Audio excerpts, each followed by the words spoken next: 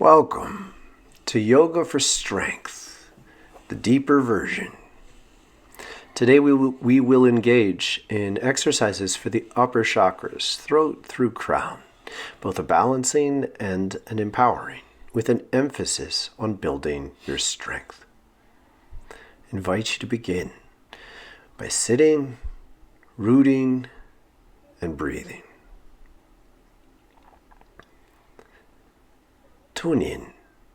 What have you brought to this practice today?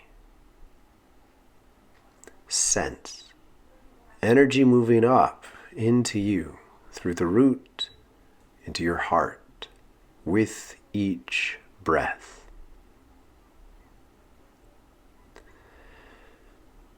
As you allow your breath to deepen, commit to following the rhythm of your breath as you move throughout this practice. And embrace the challenge to push your edge. Turn to the side, all fours. Knees under hips. And step back a little further. Plank pose. Adjust. Find your balance. Tuck your tail. Grip the earth with your fingers. And draw one leg up into a gentle pigeon. Exhale, opposite leg. Allow the placement to be natural at first. Gradually, aim to bring the toes up around your wrist, so the toes can grip the side of your wrist and help you with leverage. You're opening the hips, so as you move between side to side, explore how to draw energy from your toes to your chest with a final gentle raise of your neck. If this is within range for you, begin to stay a little longer and consider lifting up a little higher. So you're bringing your chest into a fuller, deeper space. And then if that is accessible, consider bending down, head towards the ground, further opening the hips. So you're going up and then down. You're continuing to alternate with one breath. And you may further challenge yourself by lifting your arms and raising with the strength of your core before placing your hands back on the floor. By this time, you may consider extending your arms out in front of you in the pigeon, finding your deepest version of this pose and staying for several breaths. Drawing the abdomen in, releasing the lower back, keeping the toes on both feet active, and allowing your breath to create space and release the tensions you no longer need. Inhale, alternate sides, belly in, fold forward. Give yourself exactly the support you need to stay in this pose.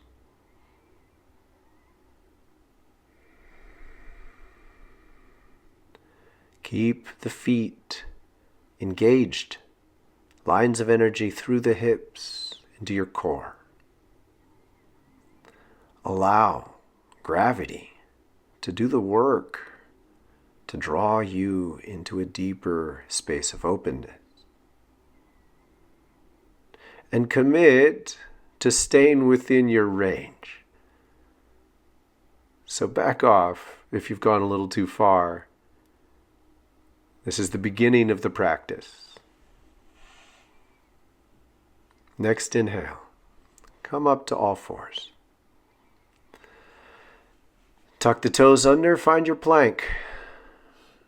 Grip the ground, tuck your tail, and prepare for push-ups. Your shoulders are down. Your scapula is in. Your elbows are in. Exhale down, inhale up.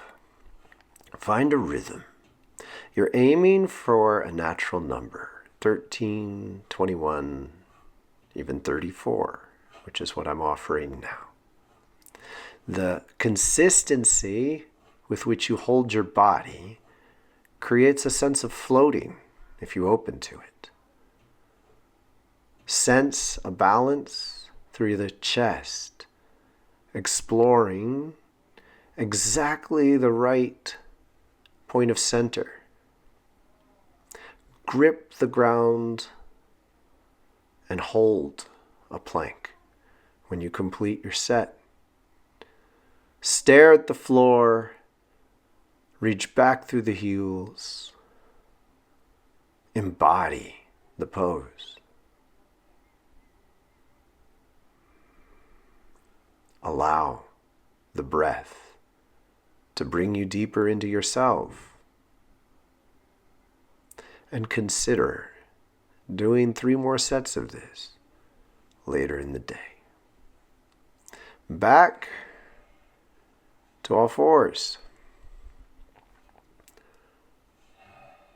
Give yourself some gentle cat-cows, ironing this out, reacquainting with the ground. Push-ups are flying lessons. Feel the intensity you've given yourself and lift up into wildcat. So the knees are raised. And then lift opposite foot under your body, opposite arm along with it. Threading the needle. This is like a dance. Your commitment is to feel the balance shifting left to right and allow the rotation to open the joints and expose areas of weakness. You can sink down on your butt, or for the greater challenge, keep your whole leg in the air, balancing on opposite hands and feet. Your foot is rotating to be grounded, then up on the balls, and then grounded on the other side as you turn. And gradually begin to reach the leg that you are threading a little further. We're aiming for 8 on each side, and the feeling of natural rotation. Sink back, find wildcat.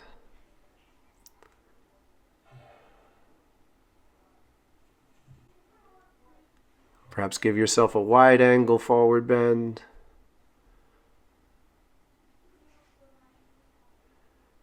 And prepare for standing ape. This is a cat-cow, and yet as you go through cat, you jump your legs open and rise. So it's a combination of a forward bend, back bend with a squat. And the fluidity and power of it can really bring vitality throughout your body. It tempers the strength we're building. When you jump, feel yourself float. So you're hopping with your weight briefly on your hands. Your feet go to either side. Then you transition your weight fluidly and raise your fists up in the air. As you come back down, ground your hands, hop the knees and feet back in.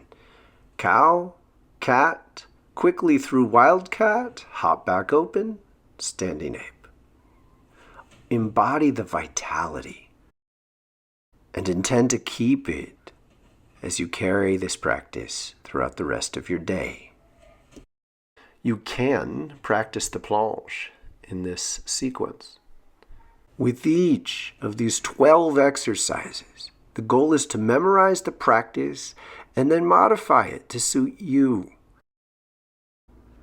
Next time up, ragdoll. Prepare for alternate nostril breathing. Close off one nostril with a thumb. Exhale all the air. Inhale to center, switch sides, cross your body, and exhale slowly. Inhale, exhale, switching sides between with the opposite thumbs. The inhale should be strong, the exhale should be long, roughly twice as long. Feel the rhythm and gradually deepen the twist and coordinate it with the breath so you are working to wring out your lungs and squeeze extra spaces free from the air in the edges and the bottom of the lungs themselves. 8 on each side, and you can add pauses with the empty breath. Complete back in ragdoll, resting, releasing the lower back. Return to the ground. Sit, come onto your back.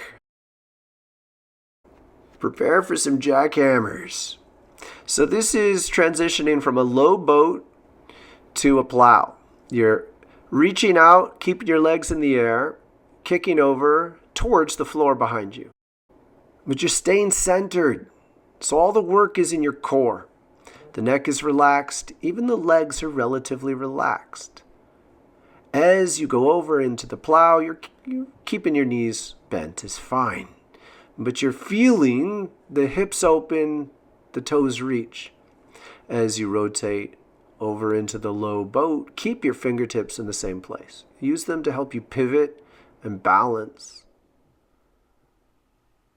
The deeper you go, the better it gets.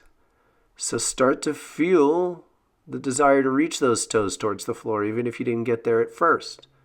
But keep yourself centered in your core.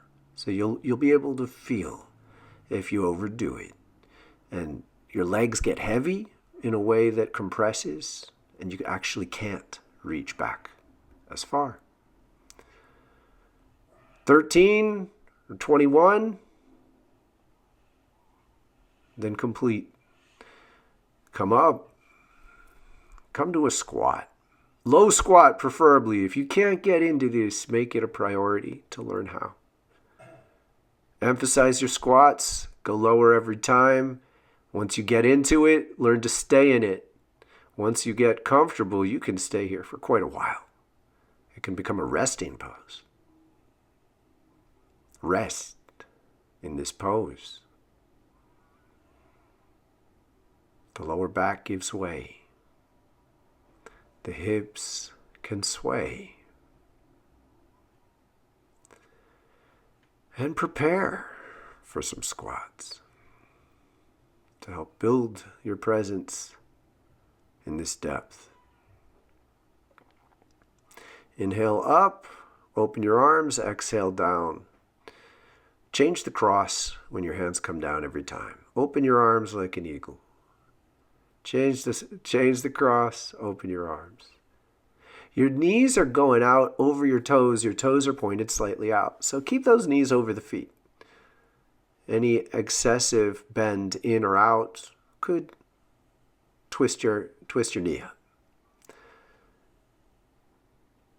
Now, if you do not have the range to go all the way down onto your heels, aim for it. And you aim for it by finding exactly the depth you can do, pushing into your edge, and repeat 13 times. And this is a great exercise to do 3 more times later today. So particularly if you're working towards that deep squat, make this one a priority. As one of your mini yoga times in the day. I'm doing 21 of these today. Much more than this, I get a little bored with them. Complete. Give yourself wide angle side squats. So watch how I begin this and watch how I deepen this. Your toes are pointed out. You're inhaling, exhaling down, knee towards thigh. You're feeling your weight in each side foot. So the foot you're bending into is really, imagine it's holding almost everything. It should be balanced left to right side of that foot. Balls to heel. So grip the ground with your toes. Exhale deep into it. Inhale into center. Exhale, come down. And as you go, you might lengthen, broaden your stance. You may consider lifting the heel if you need to. That could be harder or easier depending on your awareness of your body. But aim to make this a little bit deeper each time, a little bit more balanced, more conscious. And stay a couple breaths on each side for a final round. Come back to center. Walk your way in and begin pyramid pose. So you're going to bend straight, squaring towards the short side of the mat, forward, and bend down. The first several times, you're staying gentle, watching what tenses up. Inhale up, exhale, shift. As you progress, start edging further out and further down. So when you're up, you draw your navel in and you fold your belly down over your thigh. You keep your chest up. You gradually extend through the arms. Reach a little further and begin notching those feet further apart. So you're making this difficult based on your range of motion. It's up to you to make sure this is more of a challenge by consistently exploring towards your edge.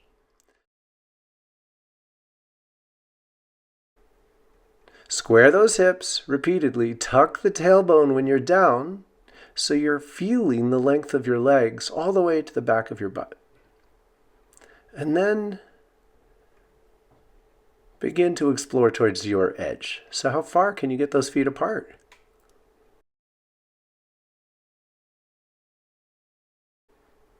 And get them far enough that the heel may start to come off the floor on the back.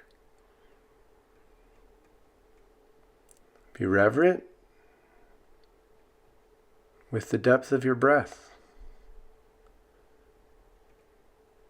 And prepare for your longest challenge, where you're going to stay for several breaths.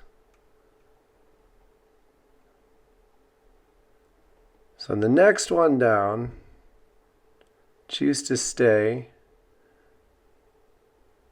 in your deepest expression, or, challenge it.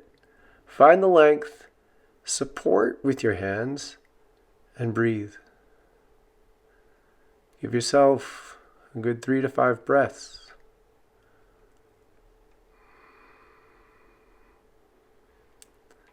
Tuck the tail, belly in, and switch sides. Again, find your length. You're opening towards a split.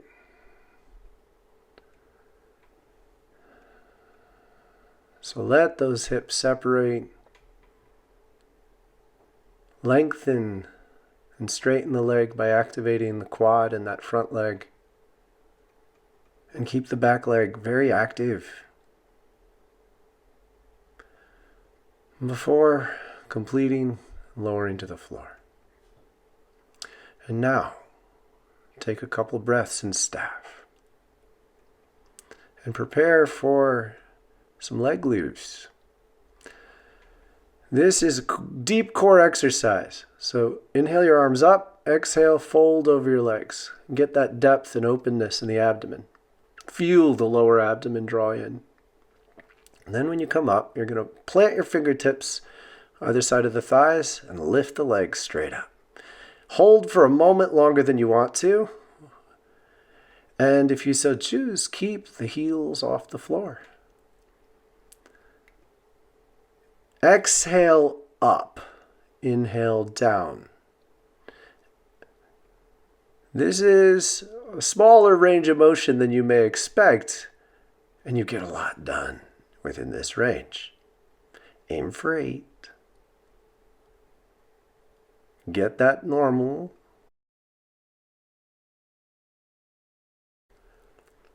And then aim for 13. Feel long lines through the legs. And return to staff if you get a Charlie horse, which is normal for this exercise. And give yourself a gentle forward bend to complete this. Arms up, belly in, fold the belly over the thighs. Chest comes down a little later. Head relaxes last. Let go.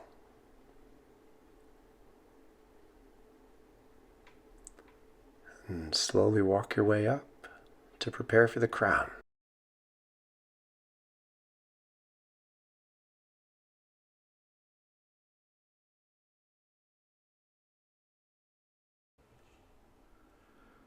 Now I invite you towards rabbit pose. Brace well through the forearms. Get up in jackrabbit. We're going to do a headstand. Stay in jackrabbit until you're ready. You're drawing up from the abdomen, ideally. You're not ever losing the grounded feeling through your arms. So at any moment, you can almost lift your head off the ground. That's how engaged your arms are.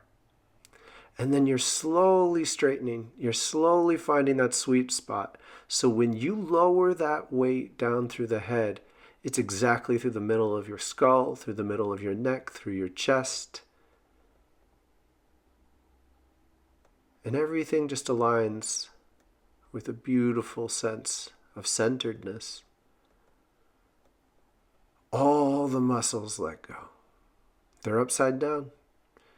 There's a reason this is a pose named after royalty.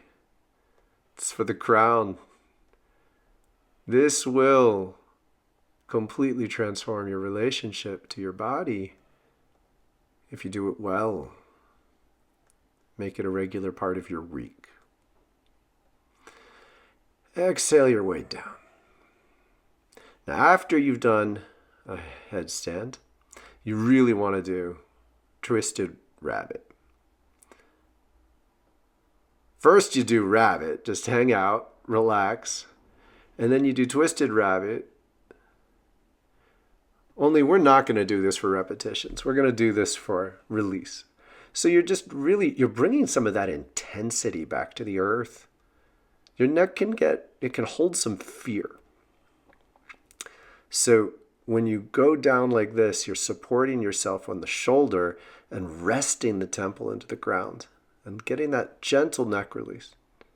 And each time you alternate, stay a little longer. So stay for a breath and 2 breaths, 3, 5. Get about 4 or 5 on either side, but with an emphasis on release. You're unwinding through the shoulders, neck. And importantly, if the headstand leaves you with added tension after this sequence, stay in the level 1 poses for the throat, sacral, and nose tip. Rejuvenate and add this to the end of your practice after the headstand. Give yourself a final round on either side. Sense the difference when your mind tells your body this is its last chance in a position. Tune in so you can recognize this. And let go of all remaining tensions. Switch if you have not. feel that twist all the way up into your tailbone. So next time you do this, really register, pay attention. This is a twist. So how's it affecting your hips, your tail, all the way up your spine, then through the shoulders? You do a twist right, you're reclaiming your shoulders and hips. You're showing them what it feels like to let go and not operate in complete unison. And then when they come back together, to work together, they're all the more effective.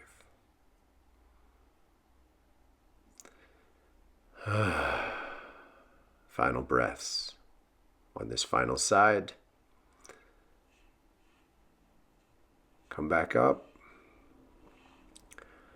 Now give yourself a child's pose. Elbows in front of knees. We're going to do a new exercise perhaps for you. It's called a pike push-up.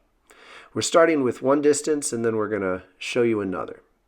So your elbows by your knees, then that's where your hands go. You keep your legs straight. You go from a modified down dog to as far in front of you as you can with your forehead towards the ground. Eventually the forehead touching the ground. The elbows stay in. The scapula stay in. And if you don't know how to feel that, learn to. So your back is not hunched like a cat in cat pose. It's closer to a cow pose. And this is shifting the weight from your chest to your shoulders. So unlike a push-up, this is getting the top. This is getting the top side of your shoulders. Now, to make this harder, you narrow the stance. So we're doing level 1 of a pike push-up, and pretty soon I'll show you level 2. Once you can do 13 of these with relative, if not ease, you can do it, then you make it harder. So you go back to child's pose, and notice that this is where the elbows are at the knees. That's pike push-up level 1. Now pike push-up level 2, you go down to your knees, you put your hands right in front of your knees. You turn your toes under, that's where it is. Now when you go down, your hips are going to be over your wrists. And that's ideally where you want to get them here. And when your hips are over your wrists, you're really using all your shoulder muscles now. You're bringing it further out of the chest into the shoulders. This is increasingly difficult. You could narrow this stance further still, a little more, but I have found it to be more productive at this point. Once you can do a pike push-up with your palms brushing the edge of your knees from child's pose, then you can elevate your legs. And then you're doing an elevated pike push-up, either on a chair or even the wall.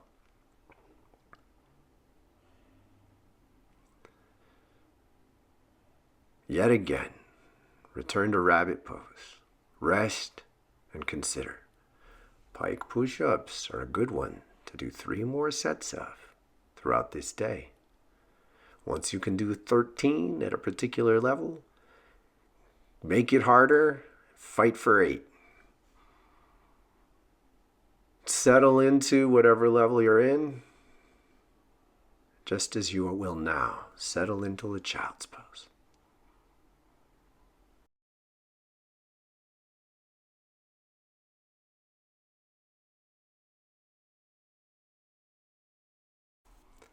And I'll invite you to return to seated.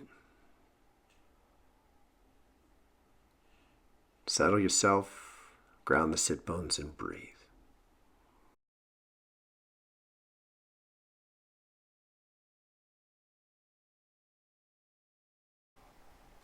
I encourage you to be here 5 minutes and ask what matters today.